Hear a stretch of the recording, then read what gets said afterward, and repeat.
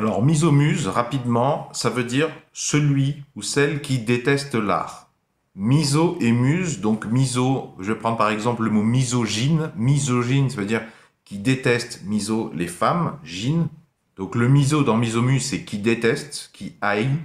Et le mot muse, bon, c'est au sens la muse, c'est le génie artistique. Misomuse, qui déteste l'art, qui déteste le génie artistique. Je vous mettrai mes sources dans la description. Je vous donne rapidement des exemples. Par exemple, quand le film La vie d'Adèle est sorti au cinéma, notamment sur les réseaux sociaux, sur Twitter, il y avait des polémiques, des gens qui se disputaient et une critique qui revenait, c'était une espèce d'apologie de l'homosexualité. Je me souviens pas bien exactement des critiques. Et puis, il se trouve que bien après cette polémique, j'ai vu le film La vie d'Adèle. Et les scènes en question problématiques, je les ai trouvées extraordinaires parce que, enfin, très très bonne qualité. Parce que déjà, le film en entier, moi, me fait penser énormément à du naturalisme, à l'époque naturaliste des auteurs français, je pense notamment à Guy de Maupassant. Donc en fait, le film entier est une déclaration d'amour à Guy de Maupassant, aux écrivains naturalistes, et ils leur rendent très très honneur. Il y a de très très beaux tableaux, très très artistiques, très très beaux. J'invite à regarder ce film d'ailleurs. Et quant aux scènes de sexe homosexuel, en réalité, je les ai beaucoup appréciées parce que même si j'ai jamais eu de rapport homosexuel et que ça me fait pas plus envie que ça, en réalité, j'ai surtout vu une scène de sexe qui ressemblait effectivement à du sexe, une scène de sexe qualitative. Et j'ai envie de dire merci. Merci Abdelatif Kechiche de nous avoir fait une vraie scène de sexe crédible parce que j'en ai marre des scènes de sexe à la mort moelle-neu de certains films d'auteurs français ou du puritanisme qui nous vient de l'autre côté de l'Atlantique. Donc au travers de cet exemple, on a un exemple de controverse ou de réflexe misomuse, puisqu'en fait les gens ont prêté des qualités au film qui sont exactes, à l'opposé exact de ce dont on se rend compte en regardant l'œuvre d'art en question.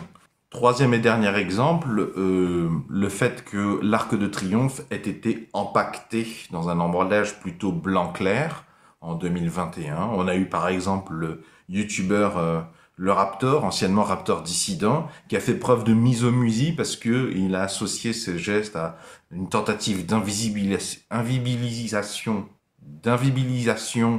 du patrimoine, du rayonnement culturel français, alors qu'en fait, il n'y a pas besoin de se renseigner longtemps pour s'apercevoir que c'est exactement l'inverse. Le but d'impacter et de soustraire, de donner des airs de fantôme à l'Arc de Triomphe, c'est précisément parce que les Français, et en particulier les Parisiens, avaient tendance, comme tout le monde, à oublier cognitivement les objets qui font partie de leur environnement quotidien, et donc en le soustrayant en regard, mais par la contrainte, c'est-à-dire qu'on ne peut plus le voir tel qu'il est pendant plusieurs semaines parce qu'il y a un emballage, et pas parce qu'en fait on le voit sans le voir. En empêchant à l'Arc de Triomphe d'être vu, on a fait naître une envie de le revoir, de le re-regarder, et justement c'est mettre au pinacle une œuvre artistique qui a aussi une énorme connotation historique. C'est une manière de faire un rappel historique de ce que c'est que la paix, que la paix n'a pas toujours été là, que la paix a eu un grand coup